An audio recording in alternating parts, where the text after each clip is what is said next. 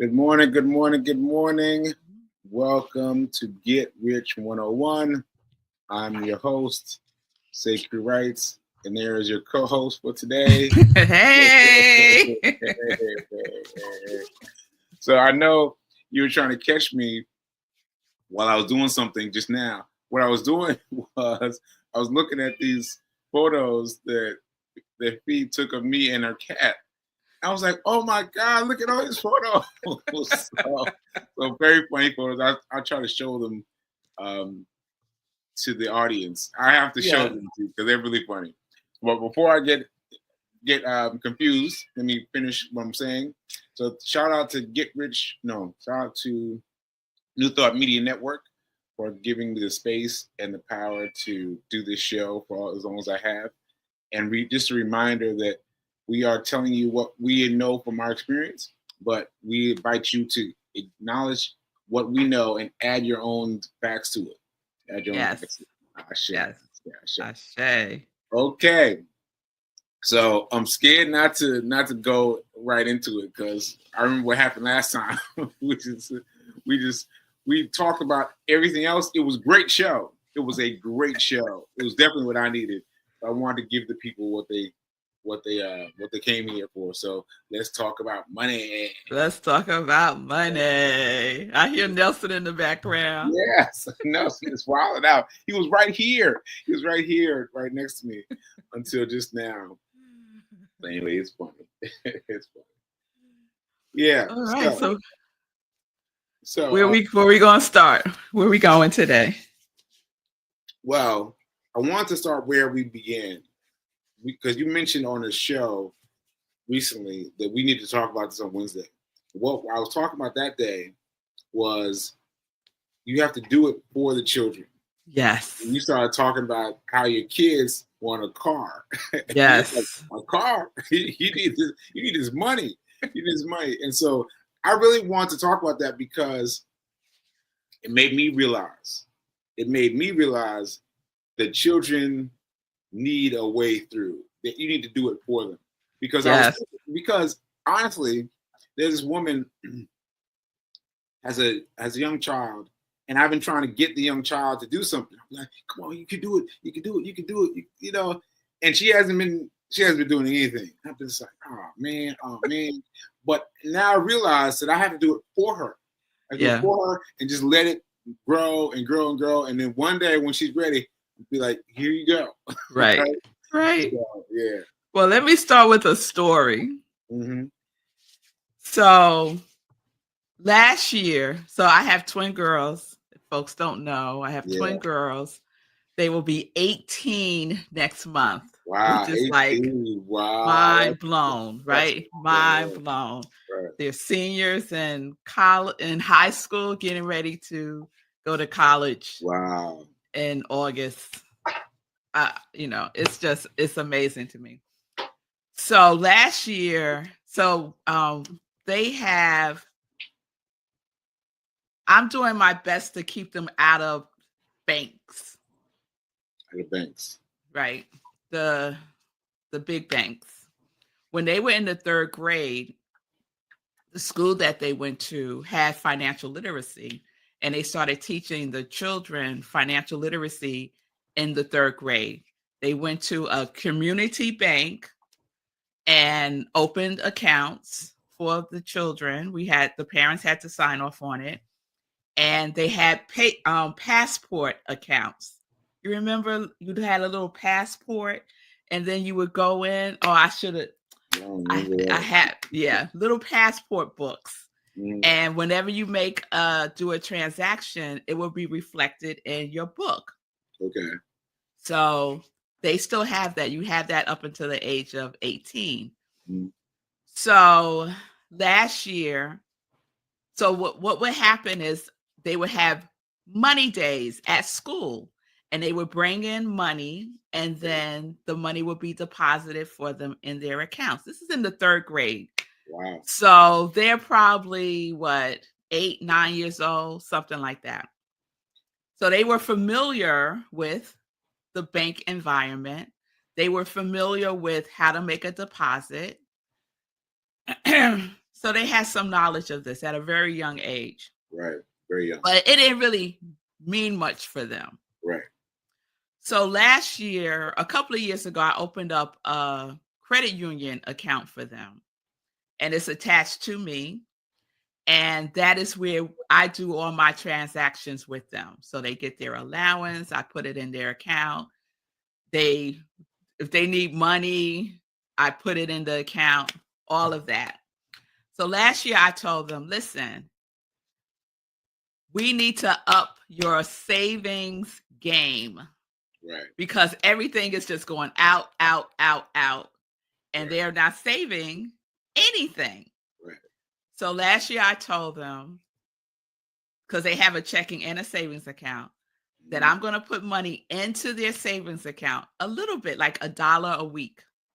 And you don't touch it. And at the end of the week, whatever amount you have, I will double it. Right? Right. So I figured that was a good incentive, right? Right. Let me tell y'all, they spent every cent. What?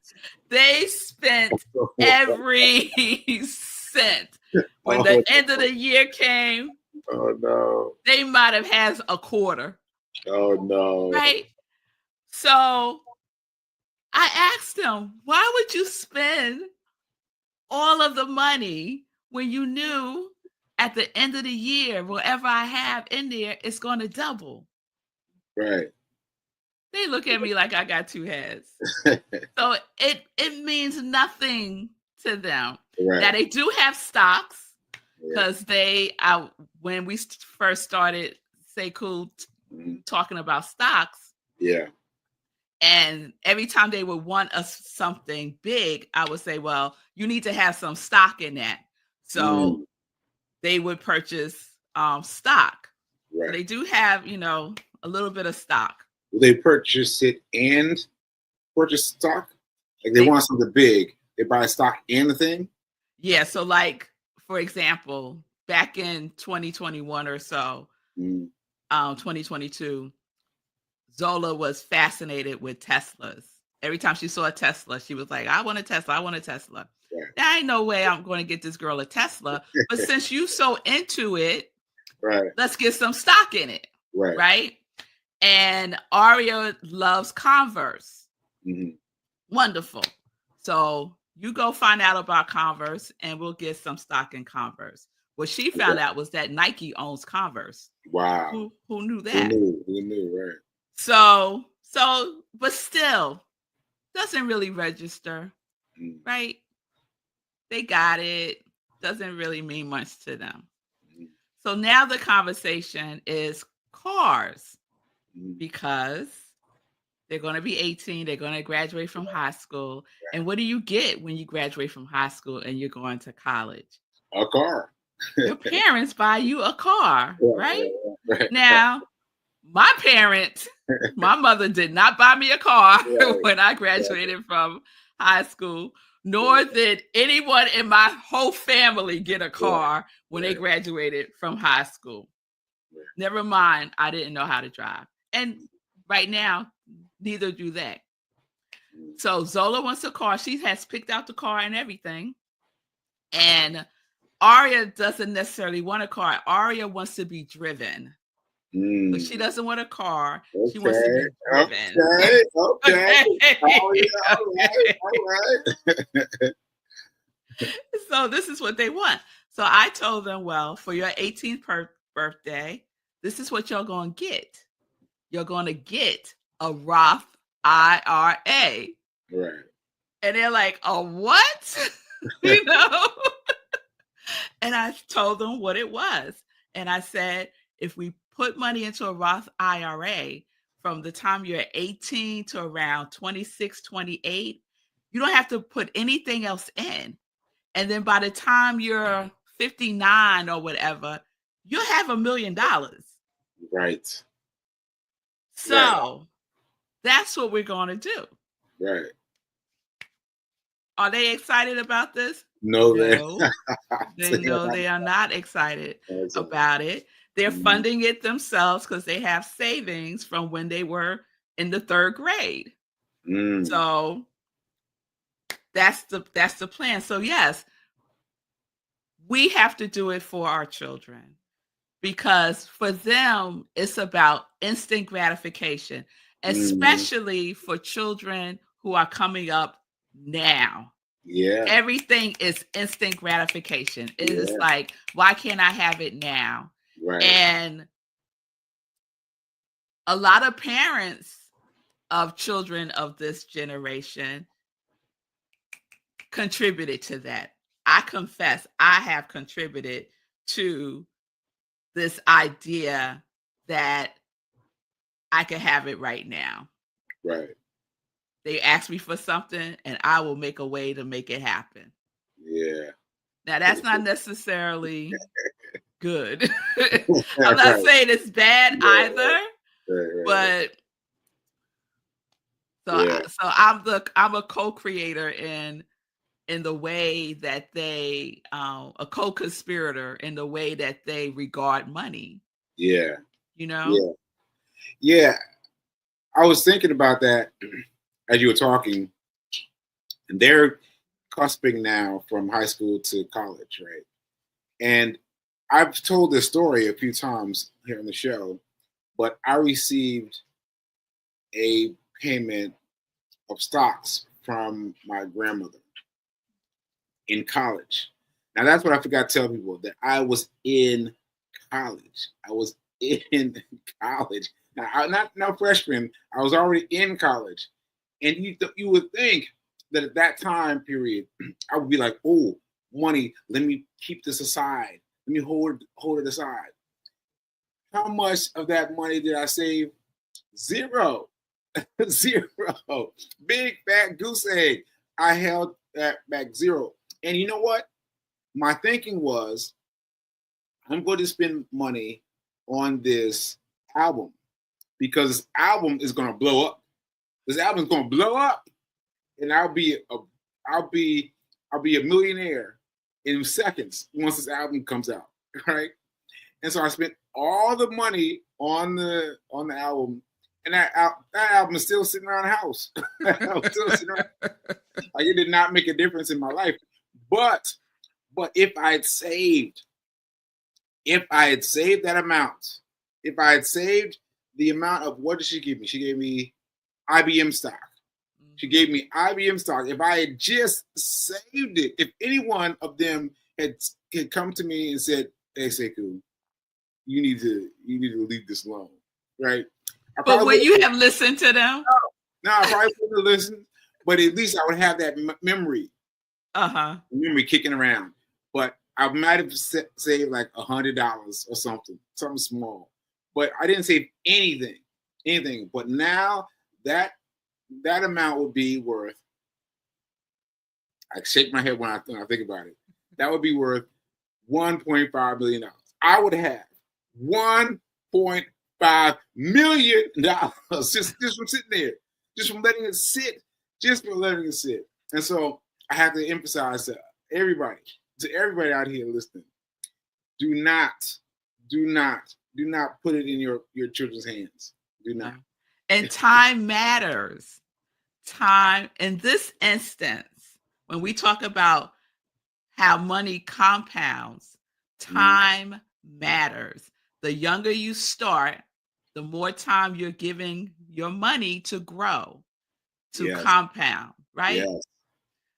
And like, I probably knew this maybe in my late 20s when I got into human resources, and I would do presentations and have presenters come in to talk about our 403B and investing. And so I was aware of it, but I didn't take action. So yes, I did do a 403B, but I didn't really understand the value of it when I was in my late 20s, 30s, even 40s. It was just like, just got this thing over here that I can't touch. or if I do, I'll get penalized, all those things. Yeah. But the true value of it, I did not comprehend to the fullest extent. Yes. Um, I'm gonna double yes. down. I'm gonna double down on what you said. Because in terms of ages, I mean, I don't even know how old I was, but I was working at Time Incorporated. I was temping there. And one of the first things they did was they gave me profit sharing. And I was like, what? You gonna give me some money? Like what? And they gave me money and it was profit sharing. And so I was like, all right, that's good because building this little nest egg that I will spend. I will spend. I let it grow and grow and grow. And then I quit my job and took the money and spent it on the marketing for my book. Once again, believing in the creative dream that I want to spend my money on this book. This book is going to go crazy, and I will win through the book. And all I need is one book. And once again, nothing.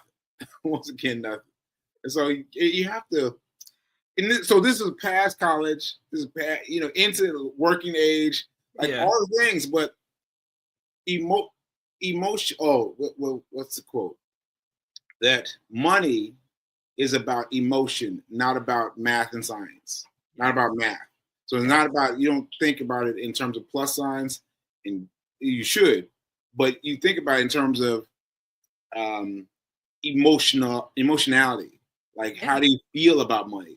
And we don't learn that until much, much, much too late, right? Yes. It's about money, Yes. And it's definitely emotional because the way that I am with my girls around money is definitely led by my emotions. And that came to a head for me, I think it was last year as well, because Marco and I got into an argument about me just giving them money every time they asked for money. Right. I would just put it in their account. And so they would spend past their allowance, right? They would spend past their allowance before the end of the week, and then they would text you, "Oh, mommy, could you send me $20?" And I'd be like, "Boop." Yeah. "Oh, mommy, could you send me?" Boop. Right? And he's like, "What are you doing?" And I'm like, "They need money for whatever. He said, "They need to learn how to budget their money. You cannot be just giving them money every time they ask for it." And I said, "Well, I don't do it every time they ask for it, but most of the time, like, yeah." But that was coming from an emotional place because when I was growing up, we had no money. Right. And I always felt a certain kind of way when I would go out with my friends and they would be buying pizza and a Coke at lunchtime, and I got my lunch that my mother made from home because we didn't have money to buy lunch out every single day. Nor did my mother want me eating from other people. But that's a whole nother thing. Right. So my mother made our lunch. And I was like, so that emotion of lack and not enough and all that stuff was driving how I was being with my girls around money. Right. Like, I never wanted them to have the experience of being out with friends and everyone is buying something or doing whatever, and they can't because they don't have the money to. Total emotion. Yeah. Right? Yeah. And not good for them. Yeah. It's like going from one extreme to the other. Right. So once I'm in this argument with Marco that escalated, not for him, but it was escalating for me.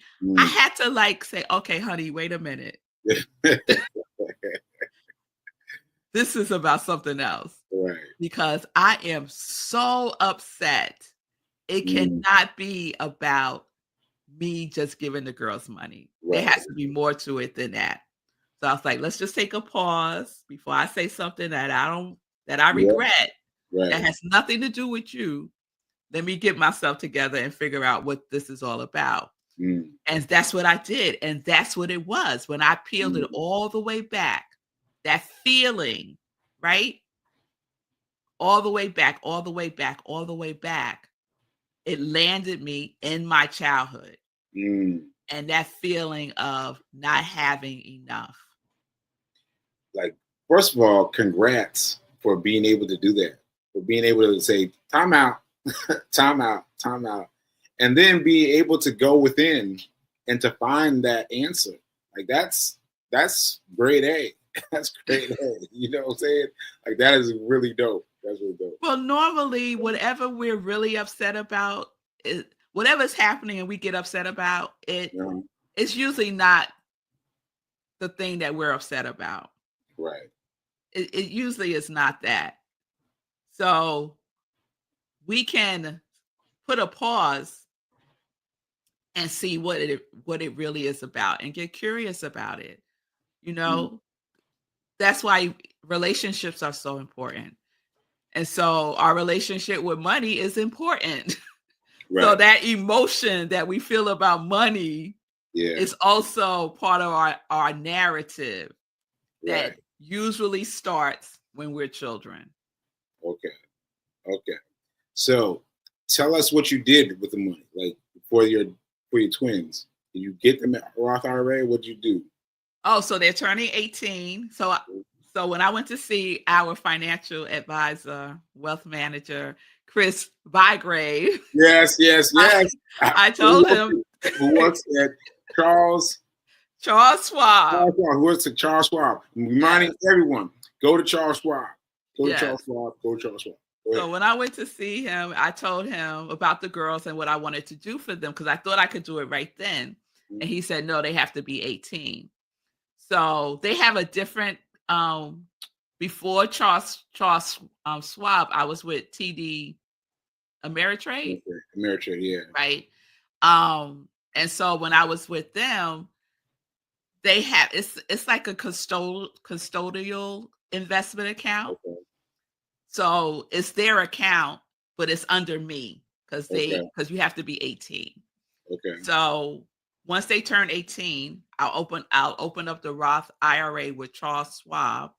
We'll roll over the money that's in that custodial account into the IRA, along with the savings that they have in the account they've had since they were in the 3rd grade. Okay. So we'll roll all that over into the Roth IRA, and they'll have, the beginnings of a nest egg, if you will. Right. And they can't access it, right? Well, that's the thing. That's the thing, because they're 18, they can access it. But I'm not going to tell them that. Right. Exactly. Do not tell them. People watching at home. You watch from home. If you're giving your kids the free reign, don't do it. Don't do it. Don't do it. Take the reins for yourself. Because you can see what happened. Yeah. My experiment with putting money in, saying don't touch it, whatever you have at the end of the year, I will double it. Gone. And they had cents. They had nothing. A quarter. It was less than $1. Less than $1. That's a great experiment, but that's it. So that's more than likely that would happen if I told them, especially going into college. Yes.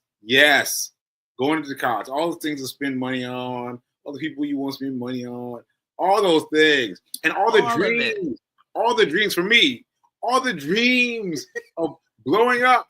I'm gonna do this. I'm gonna do that. I'm gonna do the other. And, I never let that dream go that I was going to hit something. But now I'm realizing that I need to hit the money first. I need to hit the money ball first, and then grow everything out from there. Yeah. Or, a blend, maybe a blend of the two, but not everything. Don't spend everything. So the conversations that I'm having with them now, I don't know if this is still allowed on college campuses. Yeah. Where they will allow credit card companies to set up house on campus and give these college students credit cards. right? With I don't know, with a bag of M&Ms, come sign up for this credit card, and they're like right there online. So I've been having that conversation. I feel like there was something happened where they stopped credit card companies from doing that, but I'm not 100% sure. So all of these temptations, they don't have a credit score. Right. So you don't want to get a credit card and run it up, and then you got to pay for it.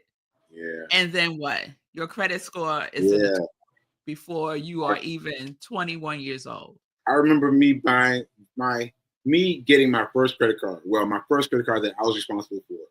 I was walking across campus at Morehouse College, and there was a table set up. And they were giving away free pizza. I was like, "Pizza? What I have to do? Just sign up. Just sign up."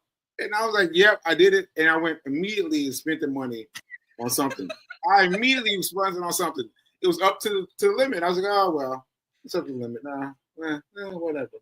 But that's what you need to know. There was one of these guys who allowed his children to go to school, but he gave them a credit card. He gave them a credit card, not a debit card. And I'm trying to get this right. And he was paying off the credit card every month. I think it's paying off every month. So they never had access to their credit card. They had it because they had a credit card when they named it, but their father paid it. Their father paid it. Like, I'm just gonna pay this for you, right? And have you graduate from college with a pristine credit report. I mean, that's amazing. But what did they teach? What did that teach them? What did that teach them? Yes. I don't know. You could charge whatever you want to charge, and I'm gonna pay it off. Yeah. What did that teach them? That doesn't teach responsibility. Yeah. Yes, they didn't have any credit card debt, but did he continue to do that through their life? I don't know. See, I need to know more about that story. Yeah. Because I think the idea for him was to get them past the phase where they need to be coddled, and therefore reach the place where now they know what to do with money. But you're right, though. He might have to coddle them for much longer, or maybe at the end of college say, "Listen, look at what your friends did, and look at what you did. Look what I did for you, and now you're on your own. Now you gotta look at the difference. Look what happened to him, and now set the difference." I don't know. Yeah, there has to be a balance, I think. Yeah, because I could easily see me being that father. I could easily see me being that father. Right. But there has to be a balance. They have to learn responsibility. They have to learn the value. Yeah. Right? They have to learn the value. Yeah. What is he said, I think that father might have done them a disservice. Too much child coddling in this new generation. Guilt parenting. Absolutely. I am guilty of the guilt parenting. Yes. Yes. Yeah. Yes. But that's because from a psychological place, that has to do with our childhood. This guilt parenting that's happening now has to do with unhealed issues that we have from our childhood. I have to think about that. That's a whole nother thing. Yeah, the whole other thing. That must be a course. It must be a course, right? But there go your fiance. Sounds like a course. Yeah, exactly. Yeah, and I think about. I'm not an expert. I'm just saying how I'm rolling with my girls. Right. And I have to think about that because I have to think about where I got the idea that I'm going to win, and then I wouldn't win. Then I wouldn't win. So for me, for those people watching, for me, the thing that works best is save 10%. Save 10%. save 10%. And just take 10% off and put it into Charles Schwab. Schwab is my go-to, but send it to Charles Schwab and let it grow. Let it grow. Don't worry about it. Don't worry about it. As soon as you get paid, ship over 10% to Charles Schwab. Right? Yes. That's what we got for you. And for your kids too. For your kids too. Do it for your kids. Do it for your kids. Don't try to give it to them. Don't try to get mad about money. We're out of time, but next week let's pick up from here. When I was attempting to share with my girls the pay yourself first philosophy. Okay. All right. So we're doing kids and finance. Kids and finance. All right. I will see you guys next week. Later.